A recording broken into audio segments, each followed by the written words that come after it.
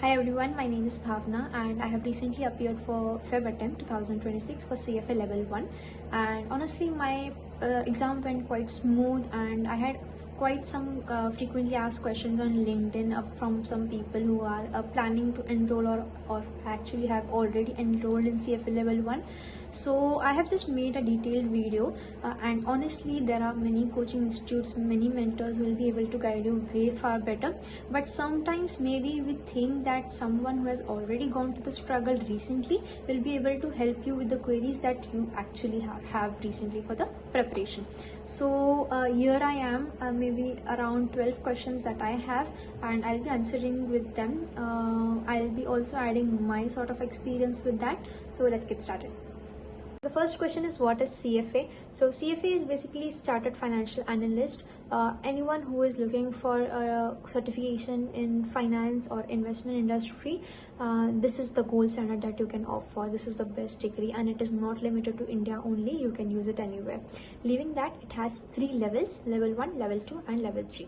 Level 1 has only MCQs, 180 MCQs, 90 MCQs in the first session, 90 MCQs in the second session, and level 2 has a different scenario and level 3 has a different way of working with it. Leaving that, the level 1 subjects weightage, I'm adding it on the screen. You can just screenshot it if you want. So the second question is about the eligibility. Number one thing, आपके पास एक valid international passport होना ज़रूरी है कोई भी level के लिए register करने के लिए.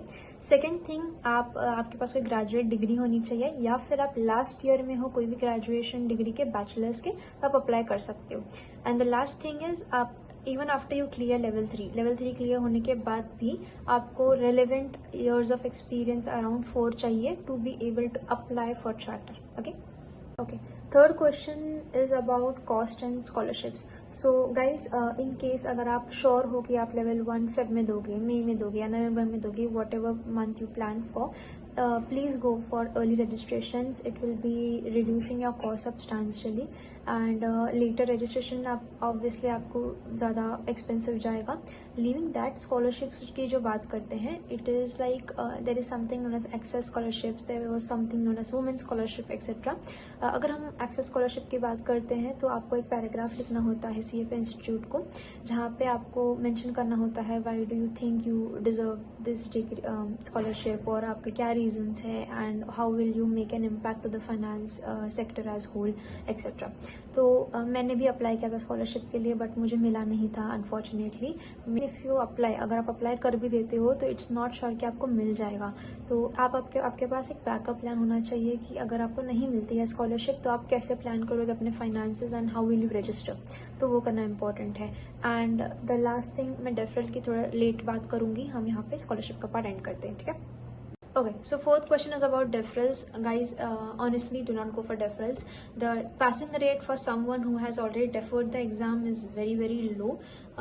You should be able to like hype up in the last 1 to 2 months. आपको उतना impact देना ही होगा. Even though आप अगर defer करोगे तो आप थोड़ा chill हो जाओगे कि बाद में पढ़ लेंगे, and जब आपका exam window very near आ जाएगा, still again you will think of deferring.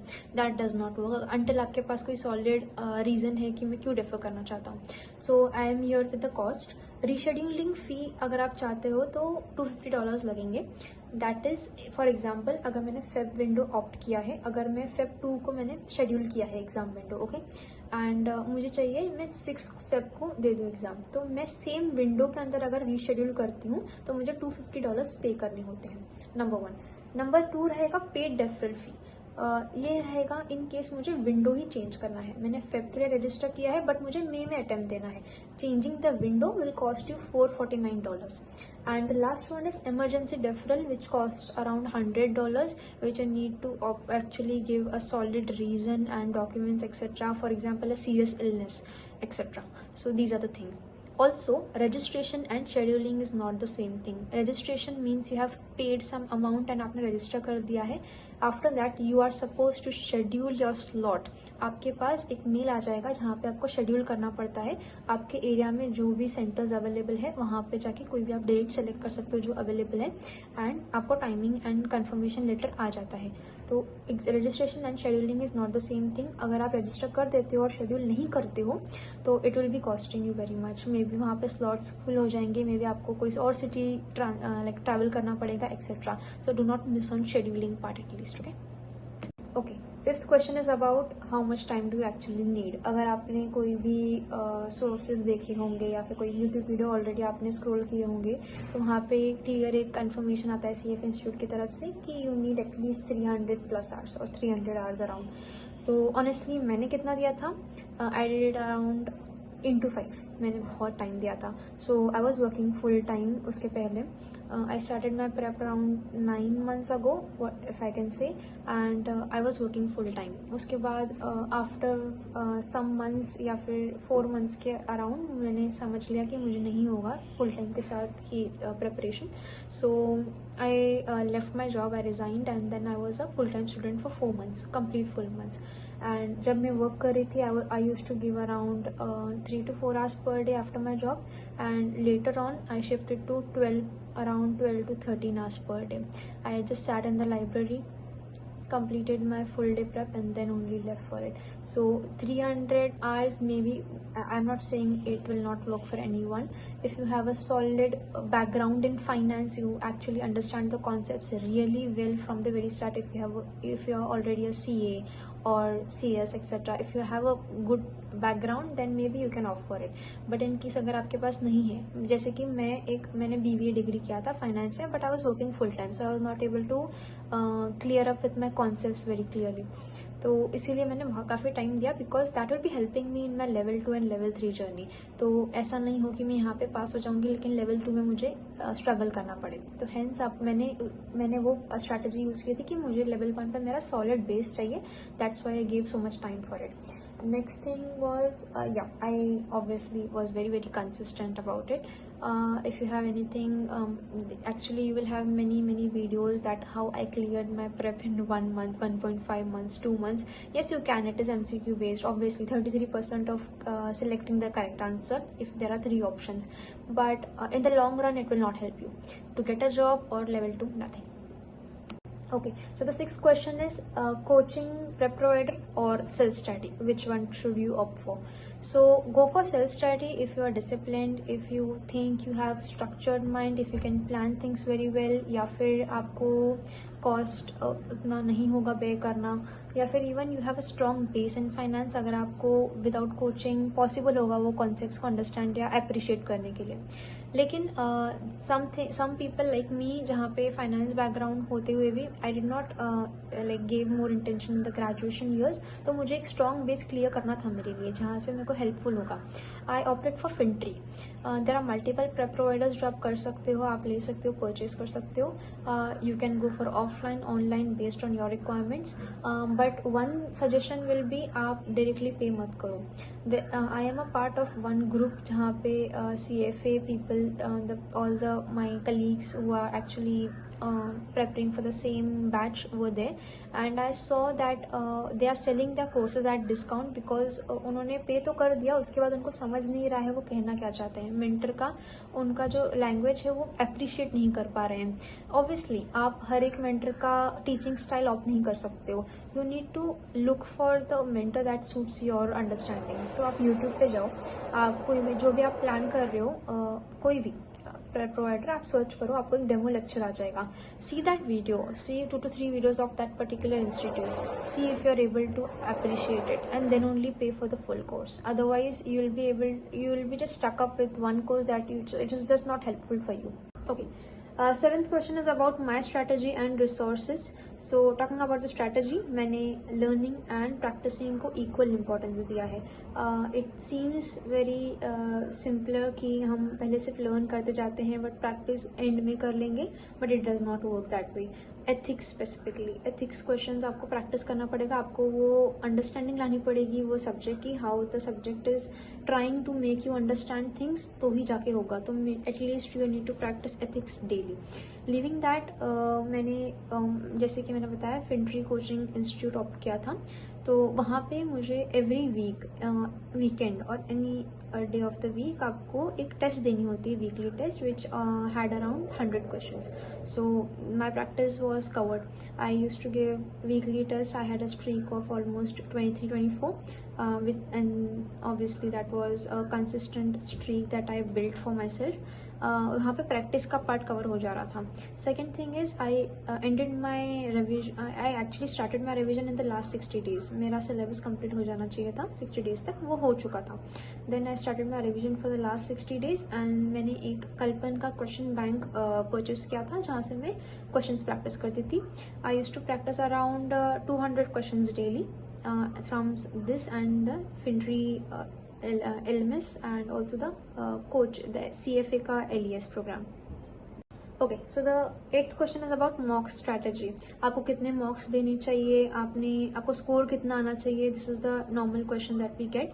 So safe score जितना मैंने सुना है, anything about 70-75 you are in a safer zone.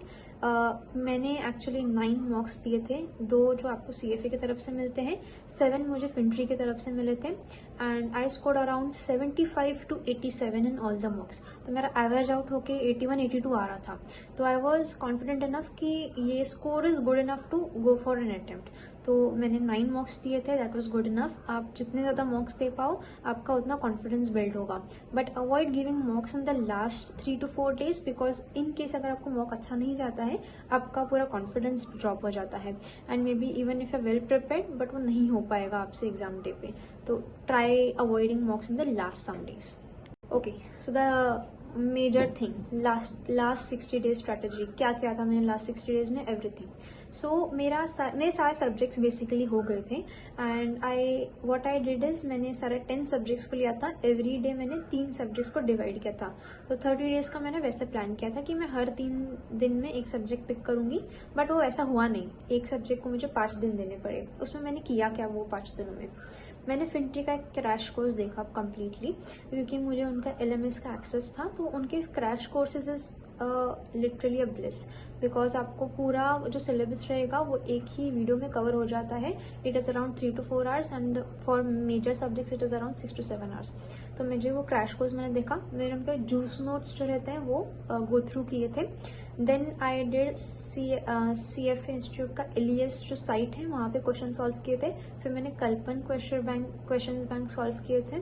This was around my prep and जो हमारा व्हाट वी से द सिलेबस इटसेल्फ, उसके पीछे भी जो EOCs होते हैं, ब्लू बॉक्सेस होते हैं, मैंने वो भी सॉल्व किए थे. तो इन 5 दिन में I took a subject, I did everything out of it and then I picked another one, I did everything around it. तो अगर मैंने ये सारे सब्जेक्ट्स ऐसे किया तो फिर मुझे ऑलमोस्ट 50 days हो गए थे and the last 10 days were left जहाँ पे मैं सिर्फ क्वेश्चन रिव्यू कर रही थी और अंडरस्टैंड कर रही थी कि मेरे इशूज़ कहाँ पे आ रहे हैं. For that you need to build a solid time table. Another thing that I did in mocks, मेरे मॉक्स बहुत जल्दी ही ख़त्म हो जा रहे थे. For example if we have a timer, जैसे कि 2 hours 15 minutes का पर सेशन का आपको टाइम मिलता है ईच सेशन.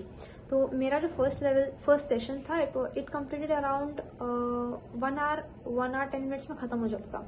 तो मुझे बहुत ओवर कॉन्फिडेंस आ गया था अपने पे and every mock happened that way. तो आई थॉट कि नहीं बस हो जा रहा है because I practised a lot. But maybe that was my mistake that I will talk about later. Okay, so my exam day experience. मैंने एक पुणे सेंटर सेलेक्ट किया था, मेरे नियरेस्ट वन, एंड वहाँ पे नंबर 1 मैं 45 minutes पहले ही रीच हो गई थी.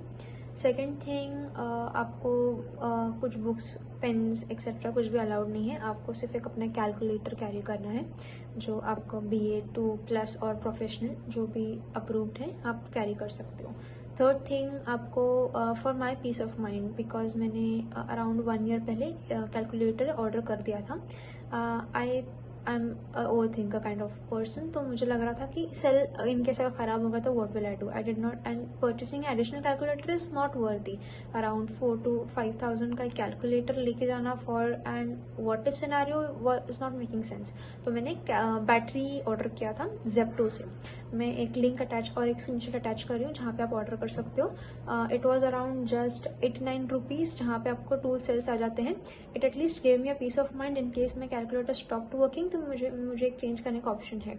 And my calculator had just a back of thing जो आप पंच करके आप इंसर्ट कर सकते हो. That was working. Second thing is आपको एक ऑप्शनल ब्रेक मिलता है. So I went there. Number one, they got me seated. मेरा चेकिंग हुआ properly and I was not suppose to carry anything. I just carried a transparent water bottle जहाँ पे कुछ आपको लिखा हुआ नहीं रहेगा कुछ भी, या तो कोई पेपर्स वगैरह अलाउड नहीं है. हैंकी जैसे हैंकरचिफ अगर मोटा रहेगा तो वो भी अलाउड नहीं है. जहाँ पे कुछ लिखा होगा एक सिंपल हैंकरचिफ अलाउड रहेगा. लिविंग दैट आप एक सेशन चालू करते हो, 2 आवर 15 मिनट्स का टाइम मिलता है. आपको 30 मिनट्स का ऑप्शनल ब्रेक मिलता है एंड देन अगेन आपको 2 आवर 15 मिनट्स का सेकेंड सेशन कैरी आउट होता है. I took that 30 minute session and I suggest you guys to take it, because in case अगर आपका फर्स्ट सेशन थोड़ा भी ओके जा रहा है तो it will not carry a burden for the second session. For me, my first session, as I said in the mocks, I had a overconfidence kind of thing जहाँ पे सब कुछ बहुत easily हो जा रहा था. In the actual exam of CFA level 1, I thought कि मुझे कम टाइम मिला. मैंने slow perform किया because I was reading that questions multiple times to understand it very clearly so that I don't make any mistake.